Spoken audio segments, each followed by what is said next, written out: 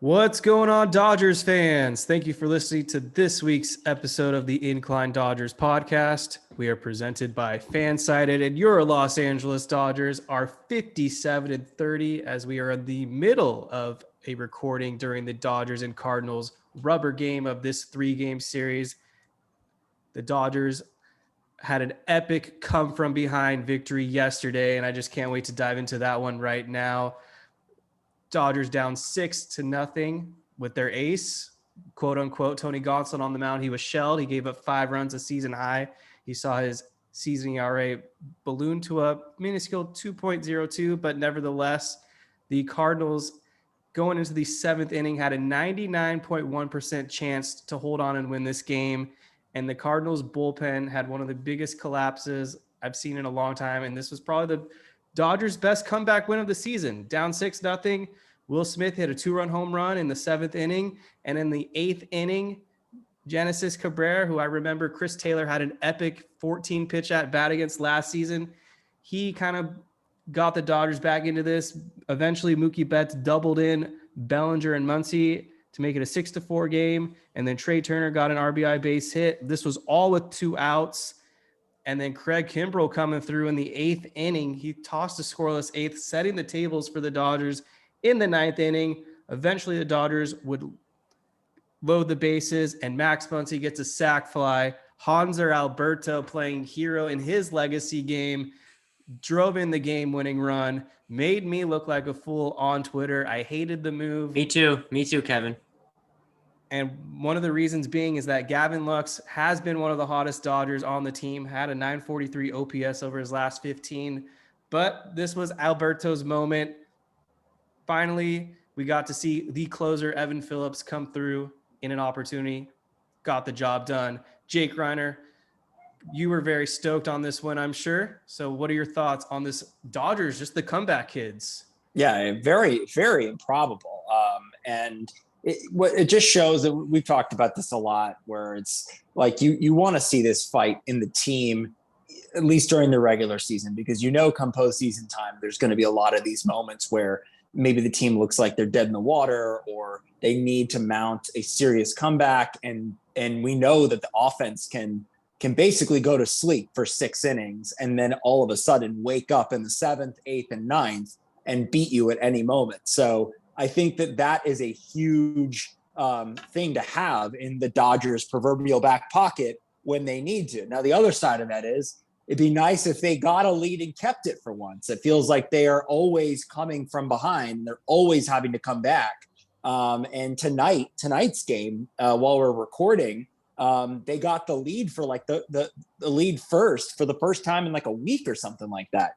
So it was a little frustrating through the majority of that game. Obviously, Tony Gonsolin, his first blow up start of the year. You're kind of guaranteed 1 or 2 of those when you're having a great season. Some guys don't have any, but that was to be expected. But again, I mean, the team just shows so much fight and very much 2017 vibes in the way that it didn't matter what night it was. And also 2019 too, regular season I'm talking about, where it doesn't matter what night, some guy's going to come through that you didn't expect to. And Hanser Alberto was that guy, has had a horrendous season off the bench for us, but came through in that specific situation. And then Austin Barnes, I thought he was going to ruin our night when he tripped over third base and he stumbled back and he was laughing about it. I'm like, wipe that damn smile off your face. We almost lost that game. But as Bellinger pointed out in the post game, it sort of actually helped the Dodgers in a weird way, because Bellinger would not have gotten to second in that situation. And then Max Muncy hits the fly ball. Bellinger moves up to third, and then Hanser gets the base hit. So, yeah, good job, Barnes. I feel like in the last week and a little change, the Dodgers have fallen behind first in maybe all but counting tonight's game now 2 of those games, and they've been managing to come back in just about all of them. The first game of this Cardinals series, another big deficit for the Dodgers. Mitch White had a blow-up start, gave up 6 runs. We saw Uncle Teal, or Albert Pujols, Uncle Tio Albert. big boy competing in the home run derby. Yeah. He had a home run, legacy home run right there. But man, point being, Dodgers fell behind. It was a 6-1 deficit. They were able to actually cut it to 6-5. But unfortunately, the Dodgers in the 7th inning, they had the bases loaded, nobody out, and then were retired in order.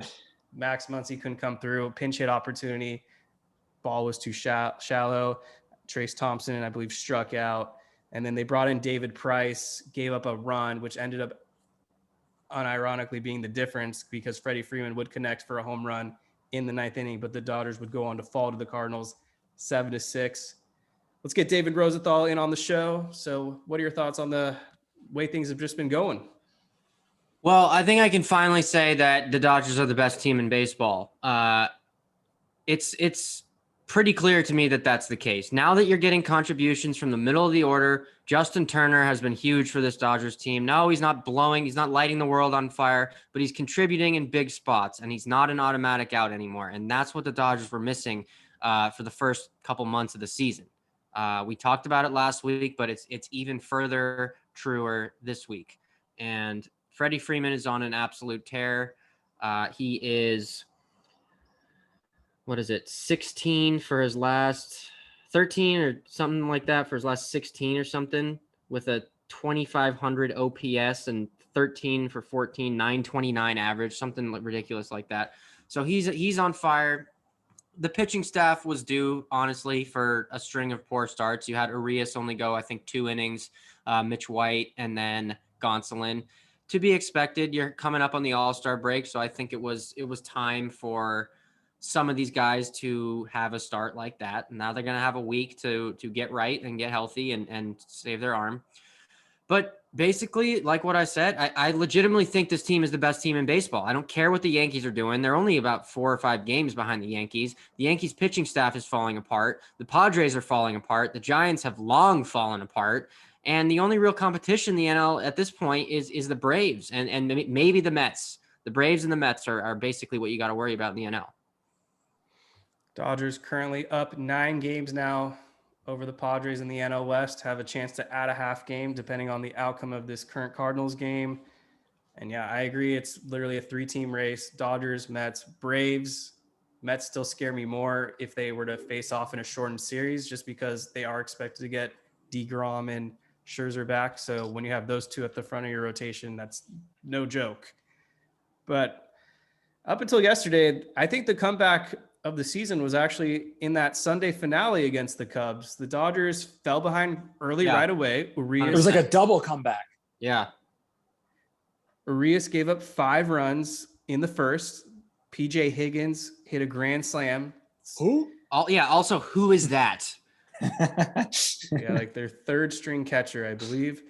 The Dodgers were able to cut it to a 5-3 deficit, but then the Cubs were able to move back ahead 8-3 when Phil Bickford gave up some runs. And then by the bottom of the 3rd inning, the Dodgers took a 9-8 lead. In the bottom of the 3rd, 9-8. Absolute insanity. It was like a Coors Field game in Los Angeles.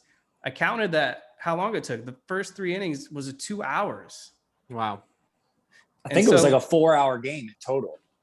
It was 4 hours, yes.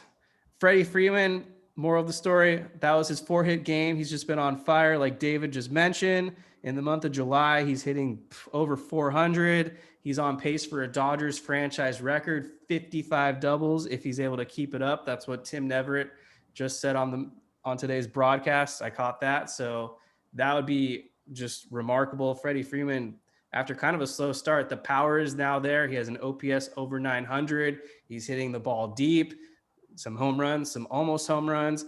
But the Dodgers, they own the Cubs this season. They went 7-0, sweeping the 4-game series in Los Angeles.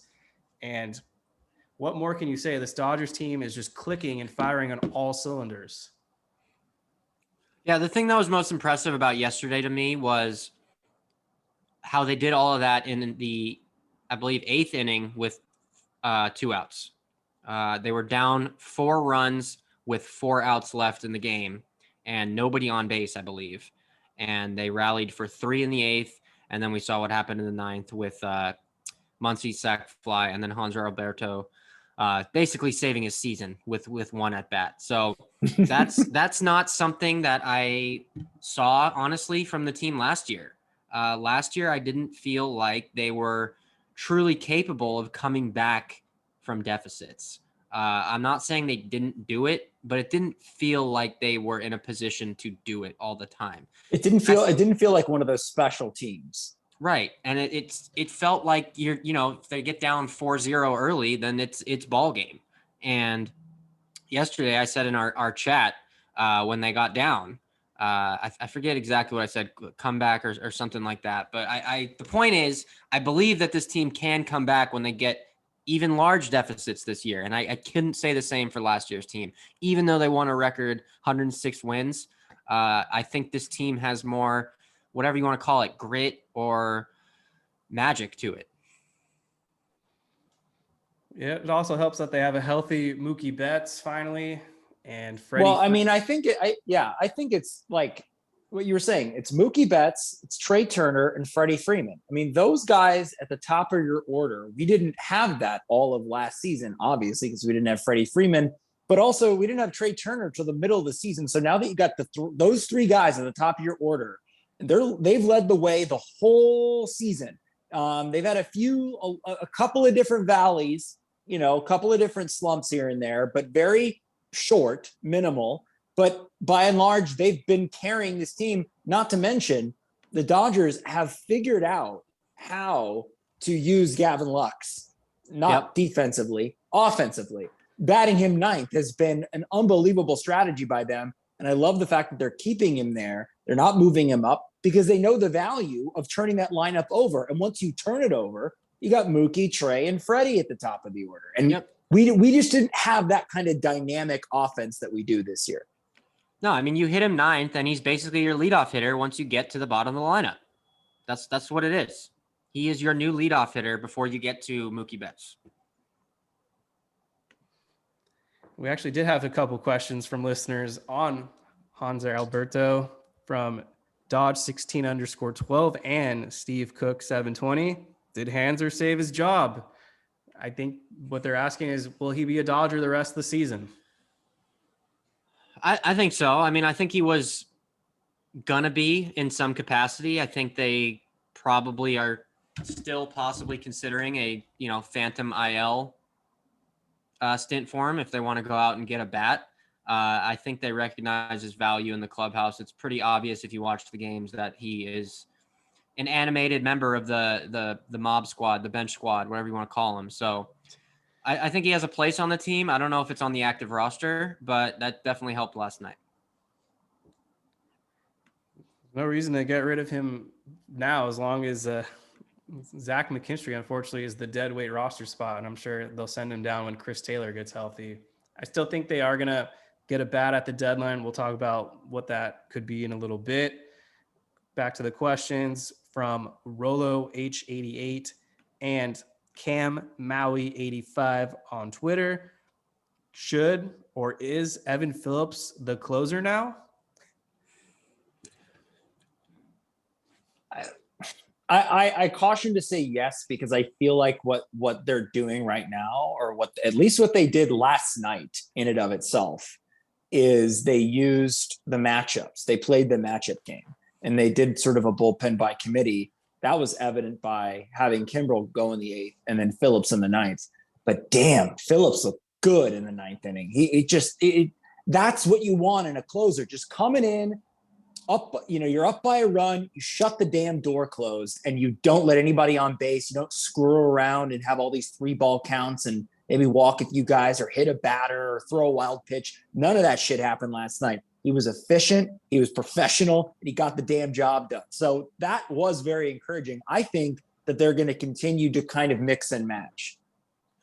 So I said about 3 or 4 weeks ago, and this was before Daniel Hudson got injured, I said when Craig Kimbrel was struggling, and we were talking about that about a month ago, I said the one guy in the Dodgers bullpen I would want to close games is Evan Phillips. That was before Daniel Hudson went down. Now Daniel Hudson is gone, and Evan Phillips is the logical option with Trinan still out. So yes, I think he is more than capable of being the closer, which he showed last night. But no, I don't think he's going to be like the selected closer that Dave Roberts goes. He's not going to be like the Kenley Jansen where it's he's our closer. No, I think it's going to be more of what Jake said. I think Kimbrel's still going to be the guy in the ninth. I think the only way that gets changed is if Kimbrel really, really starts to shit the bed, and then factor in Blake Trinan's return as well. And then you're going to have multiple options for the ninth inning. But right now, I still think it's Craig Kimbrel's job. I mean, he has a 198 FIP. I mean, his expected ERA is 3. His actual ERA is 4.50. We talked about his BABIP last week. It's since gone down to 3.97, which is still astronomically high. But he's been okay, man. I mean, Craig Kimbrel has shown he can get the job done. So it's still his job.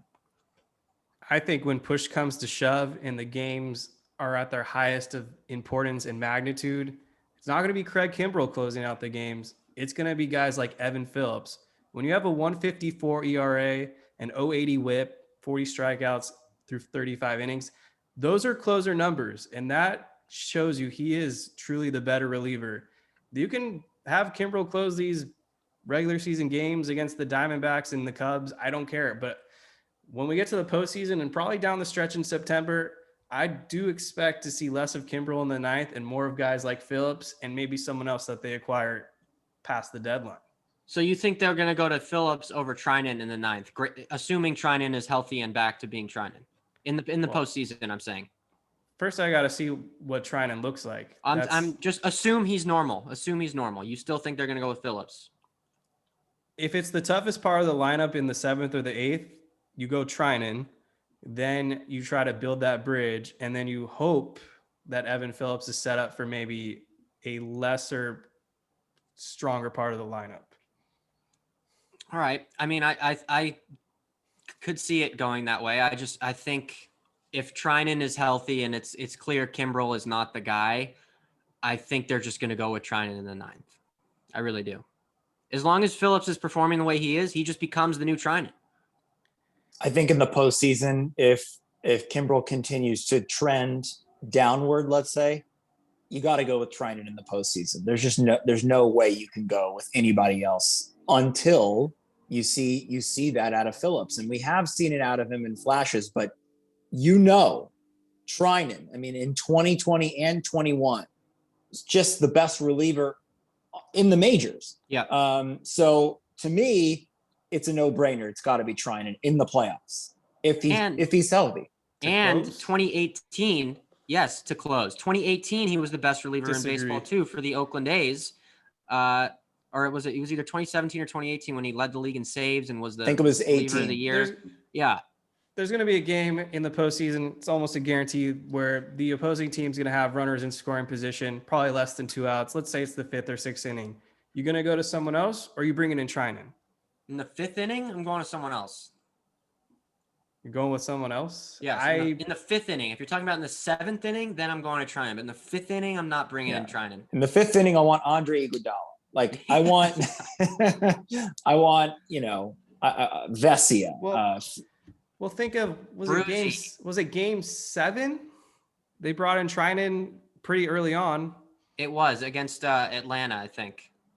Exactly, and that could be the difference. Or maybe it wasn't game 7. Well, that's because you had Julio going, the rest of the way. Right. Okay, but this is still my point. Do you play the game where you want to? They knew that they had Julio at the back end, so that was the game plan. But if you don't have that situation, then you save Trinan for the later innings, especially with how well this team can come back in games. But that's the dilemma. Do you risk someone else blowing it and extending the deficit, or do you want your guy in there right now, knowing he can shut down the door? I would rather blow the deficit in the 5th than in the 8th. Yep. Or the 9th. I don't know. Give me a chance to come back at least. Yep. I don't agree, because we just saw too many games in the past where it was the 7th inning and that was the game right there. Well, in the 7th inning, that's different than the 5th. Yeah. Because if you're talking postseason and you're talking a game 7, the postseason, Trinan can go more than 1 inning. He's not throwing 15 pitches and being that's my point. You got him for 30 pitches. That's my point. You bring him in the 5th and then you hope he goes the 6th. Now you got 7th, 8th, and 9th. I don't know. With We'll how cross that bridge when we get to it. I mean, it looks. I don't know if we're going to talk about Brusdar Graterol, but you know, We're going to talk about Brusdar Graterol right now the because bullpen is just hurting. Dodgers added Jake Reed to the 40-man roster. He's rocking 11.37 ERA this season, over 6 innings. Was a Dodger last season. Gave us a 3.38 ERA over 5 1/3 innings before he was DFA'd. Brusdar Graterol has been placed on the IL due to some right shoulder inflammation, and that's unfortunate because this is basically the guy that Dave Roberts has been essentially overworking. He's thrown 40 1/3 innings this season. He's pitched multiple games where he's gone 2 innings, and then there's been some spots this season where he's been throwing 3 days in a row, which I don't understand why we're overworking Brusdar Graterol, given that he has a track record with some injury problems, especially that elbow, which was one of the reasons the Red Sox wanted to boycott that initial trade. I mean, the amount of work they're putting him under is up there with exactly Clay Holmes, who's been arguably the best reliever in baseball. And he's thrown over 10 innings more than Josh Hader this season. It's just too much. It's way too much. And also he was not that, I mean, it looked like he actually had turned a corner recently, but for the most part, he had been pretty shaky and very ineffective on some nights. So it was questionable why they were bringing him in spots that they brought him in, but so frequently too. That's going to hurt. I mean, that just puts the emphasis trade deadline wise more on the bullpen than it's ever has been, because you've got Brusdar Graterol out. You got Caleb Ferguson, who is iffy injury wise. You don't know what you're going to get with Blake Trinan. Vesey has been a little wobbly too. Yency Almonte has been great. So don't even worry about him or Phillips. They've been terrific, but that's pretty much it. You know, you got to bolster that bullpen. You got to have a couple more arms in there for the stretch. So I think there's 2 options here. I think he actually could be injured. He's had shoulder issues in the past. The Red Sox were worried about the Tommy John, but he also, at the time that trade went down, the Mookie Betts trade, he was dealing with a shoulder impingement in that right arm. So yes, this could be a thing. Second option is that the Dodgers are just kind of shutting him down to give him an extended break here. We have 1 more game with the Cardinals and 2 against the Angels. It's totally possible that they just put him on the IL kind of just as a rest period.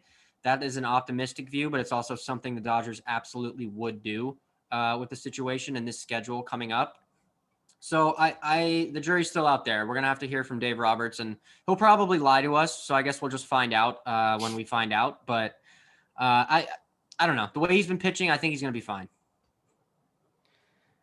You just never know with shoulder injuries. Seems to be the year. Blake Trinan, Andrew Heaney, and now Brusdar's mechanics looked like he would have a bunch of shoulder injuries. I mean, it just looks like he's all arm the whole time. Yeah. It's definitely going to be interesting how the Dodgers overcome the amount of injuries they've had to the bullpen, but at least they got Caleb Ferguson back. He looks good, man.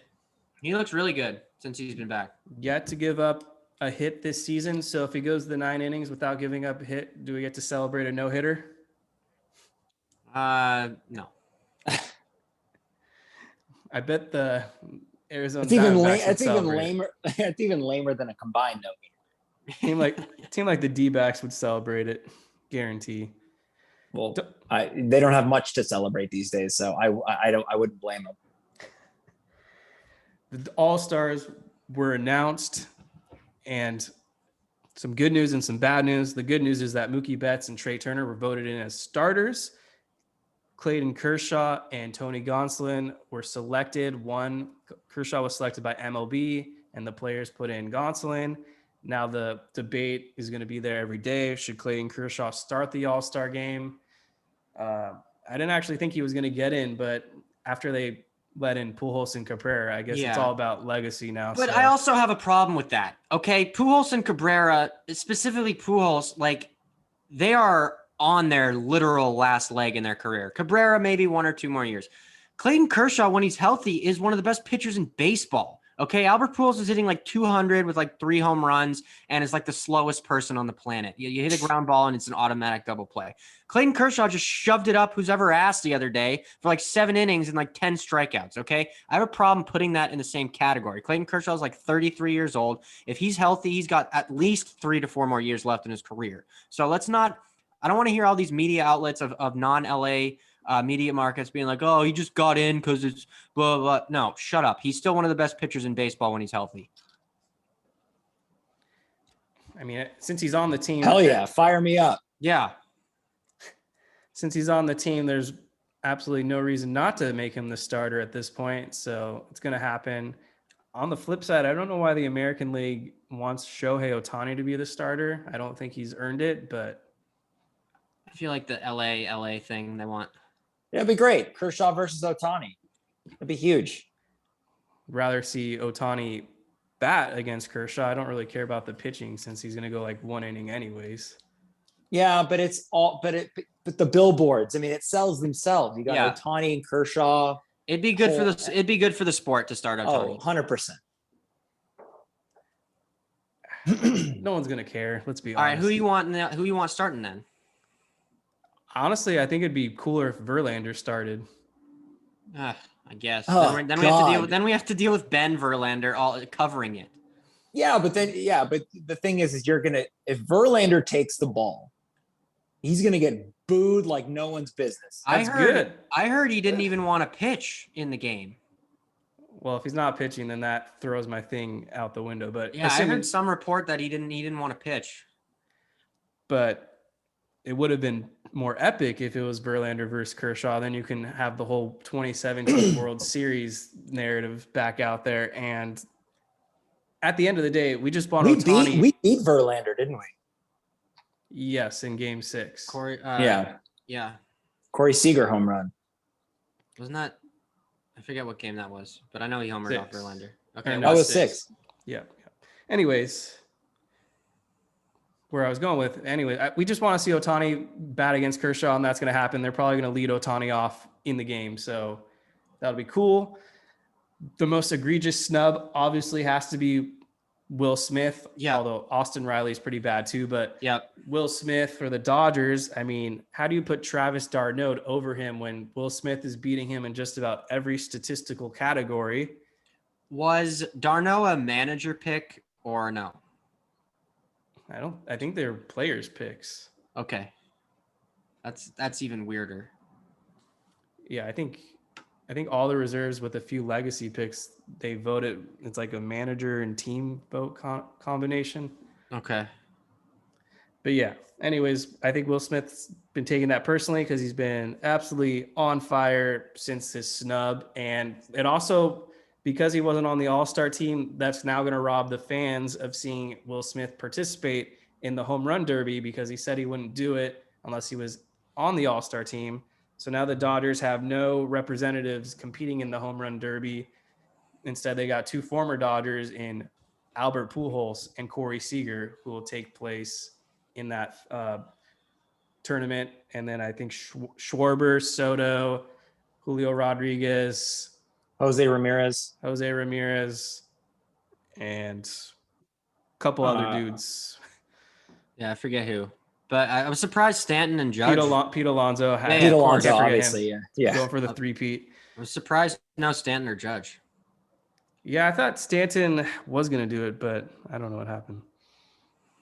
I know Judge isn't going to do it because he's trying to win a World Series. That's what he said, but I'm more surprised Stanton wouldn't participate. Any other takeaways from the All-Star festivities? This will be our last episode until that game happens. Well, the reason that all of these snubs are happening is because every team needs to be represented. Yeah. So you lose a lot of spots when you're having to add these guys that maybe otherwise wouldn't be all-stars if they were up against the other players from other teams. Also, that's all. How did Garrett Cooper make the team, but not Freddie Freeman? Yeah. Was he there? Well, you have him and you have Sandy Alcantara, and they have one other All-Star too. I forget who it oh, was. Jazz Chisholm. Yeah. So what the hell is going on? Yeah, I don't know. That's stupid. I mean, there's no way he leads Freeman in anything. I know. I think I don't know what they gave him, a DH spot or something. Yeah, and it's at Dodger Stadium with Freeman's former manager as the manager. I mean, what the hell is happening there? I mean, did he just not want to be in it? Because I could see that being a thing. You know, it's with his former manager being like, I don't want the whole attention around it. But I mean, there's no statistical argument for Garrett Cooper over Freddie Freeman. There just isn't one. Yeah, I don't know what's going on. Or Austin Riley. Like, yep.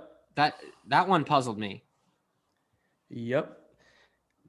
After the Dodgers conclude this game with the Cardinals, they got 2 games left before the All-Star break. They're going to Anaheim to face the Angels for 2. The 39-50 Angels have just been what a dumpster fire. Jesus. A great way to phrase it. Dylan Hernandez. There's like a funny stat. The Angels are like 10 games below 500 or something since their brawl with the Mariners. Yeah, and the Mariners have taken off. And then what was it? The Angels, maybe they caught up a little bit, but I think they were 16 games below 500. And earlier this season, they were 16 games above 500, and they're like the first team in a long time to pull off that feat. I saw something where they're like 5-0 in Shohei Ohtani starts, but like 6-43 in every other start, or something crazy like that. Well, Ohtani will not be pitching in this series as it's lined up right now. Clayton Kershaw in his 2.40 ERA will face Patrick Sandoval, who has been one of the few bright spots for this club, lefty with a 2.95 ERA, and then Julio Urias looking to bounce back after his mediocre Chicago start, facing Jose Suarez, who's got an ERA close to 5. Couple question marks is Mike Trout is dealing with a back injury, so he might not play in this series. And there's nothing else really good to talk about the Angels. Ohtani's got 19 home runs, and then it's just a bunch of crap. Anthony Rendon's out for the season. Taylor Ward, who started off like a meteor, has completely fizzled out. He's been a non-factor. And we just saw the Dodgers play this Angels team not too long ago. Really had no issues. They kept everyone under control. I can't even think of who's the first baseman? Not Brandon. It's not Brandon Marsh. It's Jared Walsh. Jared Walsh. I get those two mixed up. Yeah. Jared Walsh was having a decent season last time I checked. Is he not anymore? He's having a fine season. Yeah. So I'm also just seeing now William Contreras of the Braves will be taking Bryce Harper's spot at DH. What the hell is going on here? I mean, this dude's hitting 260 with 11 home runs and 22 RBIs, and you're going to pick him over Austin Riley or Will Smith? I mean, we got both Braves catchers on the roster. I mean, what are we doing? Yeah. How do you know? But like, I think they chose Contreras because he finished runner-up to Harper in the vote. Ugh, like who cares? So bad, bro. They need to take away the fan vote. This should not be a democracy anymore. It really shouldn't be, because the fan just gives fans the ability to vote 9 million times. And it's like, okay, so you can just be there clicking all day long. It's dumb that you cannot trust the large population with the MLB All-Star vote. You just can't do it. We might be able to wrap this show up right now. Let them stick to picking the president. Yeah. Yeah. Well, rumor has it Dodgers are pretty bad at that too lately. Rumor has it that the Dodgers are still heavily in on the Luis Castillo chase. And there are also reports that them and the Giants are the favorites to land Brandon Drury from the Reds as well. So I don't know where I stand on this Castillo trade. I still don't think it's going to happen, but it's certainly a dream. Why do I think Brandon Drury is going to put on a Dodger uniform and absolutely suck? Like, I don't know why I have that feeling about him. I know why you have that feeling. Brian Dozier. Yeah. That is why you have that feeling. It's Yeah. Brian Dozier PTSD. I knew it was some trauma thing going on. Yeah. It's not just Dozier though. It's Logan Forsythe, Yeah. Although he was Josh- good in the World Series. You got to give him that. Josh Reddick. Oh, what a disaster he was. There's a few of them. I could keep going, but let's just wrap the show up. Any final thoughts? Yeah, I just on the Castillo front, that'll be my final thought. I still don't think that you need this guy. I think he's going to be an extremely hefty price. You're going to have to pay for him. Not worth it. I don't think you need him. I think you can get someone else or rock with the guys you have. Yes, you are kind of spinning the chamber a little bit with injuries, because if you have one of these guys go down with an injury, you might be in trouble. Or if you have Tony Gonsolin kind of come back down to reality, you might be in trouble. If you have Tyler Anderson come back down to reality, you might be in trouble. So I get it. But if the price is too high, I'm out on that. I'm all the way out. Yeah, that feels like a Padres move, that they would just break the bank for Luis Castillo and then he would not do well for them or get hurt. I think they do need someone, maybe not Luis Castillo level tier, but maybe someone more mid-level tier, for the exact reason of what you just said, which has been my concern this whole time, is that this starting rotation is an injury or a flame out away from being a disaster. We don't know what's going to happen with Walker Buehler. Is he going to come back? And if he comes back, is he going to be effective? Because he was pretty terrible before the injury. So, that's my feeling, is that the main thing is they got to address the bullpen, which we know. They got to get at least one or two arms for the bullpen, because they're dropping like flies and they're overworked like hell. And then maybe a bat. I don't know. I mean, I know Kevin wanted to talk about that, possibly getting a bat. Who would you go after, Kevin, if it's not Brandon Drury, who I really just would not want? Well, I've been saying his name for weeks, but Ian Happ makes the most sense. Oh, that's right. Ian Happ and Robertson. That's my pair. Yeah. Won't cost a lot either. I still don't agree with the logic, though, of getting just an okay arm. Why do we want that? Not an okay arm, but just not an arm you're going to have to shell out your best pitching prospects for. Yeah. Like Martin Perez. I would gladly take Martin Perez. He's having a decent season this year. He's an all-star. There you go. So I know, but decent. I think the problem is that the starting pitching market is going to be steep no matter what. So why not just go all the way up? Let the Yankees pay for Luis Castillo. We've been linked to Luis Castillo forever. Yeah. I don't know. I don't think the Luis Castillo pack